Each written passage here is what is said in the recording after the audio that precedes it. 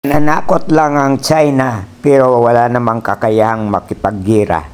Pakinggan natin ang sinasabi ni former Supreme Court Justice Antonio Carpio. America doesn't want to go to war. Why? Because China has only at most 500 nuclear bombs. The US has 5,500. If there will be a nuclear war, not a single Chinese citizen will survive. Walang maiiwan sa kanila. Totally. Talagang maubos sila. America, US, there might be areas where they will suffer substantial damage, but they will survive. Under that situation, China will not go to war. Dahil suicide yan sa kanila.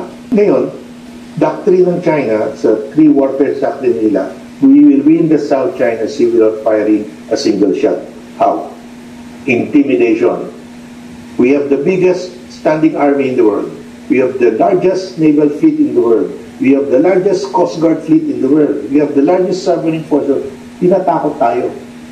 Kaya binubuli tayo eh. Kasi ang kanilang strategy is to intimidate us na wala kayong laban. Accept the 9-dash line, 10-dash line as the national boundary, and then there will be peace. Yun ang kanilang sinasabi. Tama si Justice Carpio.